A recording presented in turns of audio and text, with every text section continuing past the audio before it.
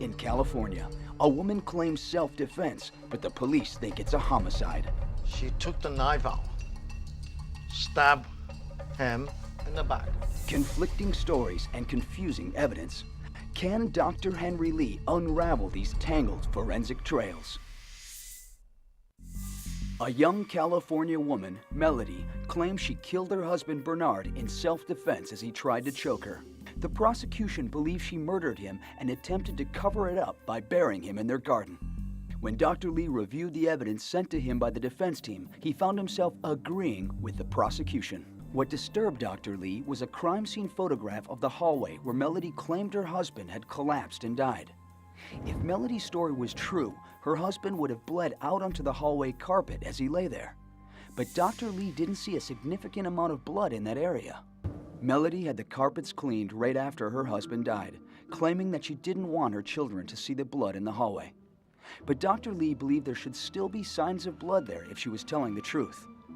On Dr. Lee's advice, Melody's attorneys went back to the scene of the crime to re-examine the hallway carpet. He ripped the carpet, took some photograph, and called me right away. Said, Dr. Lee, you are absolutely correct. We found a large pool of blood underneath the carpet. To determine if Melody was telling the truth, Dr. Lee and Major Tim Paulbach carefully reconstructed what she said happened that night.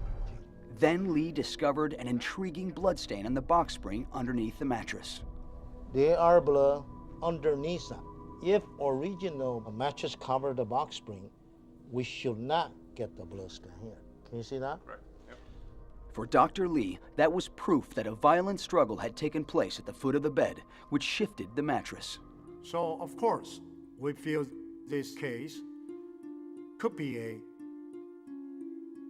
self-defense case. In an unusual demonstration before the jury, with attorneys Charles Goldberg and Ronnie Frant, the actual mattress and carpets from Melody's house were brought into the courtroom to illustrate Dr. Lee's interpretation of the events. Correct. She was lying on the bed, and meanwhile, Bernard came in and choked her. Out of defense, she took out a knife and quickly stabbed on the left side. That's why 2 oblique angle injury on her left side. Meanwhile, they tried to struggle for the knife and got into this side.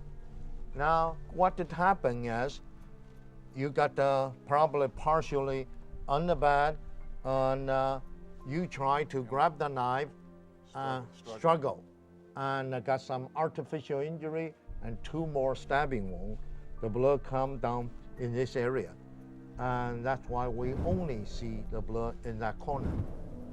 Dr. Lee traced the blood drops to the hallway where Bernard collapsed and died.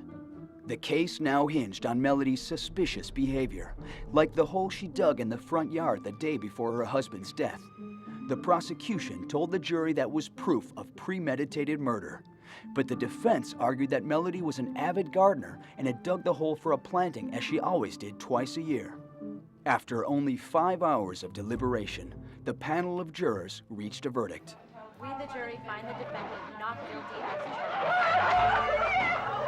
charged. They had given Melody back her life, thanks in large part to the critical forensic evidence uncovered by Dr. Lee.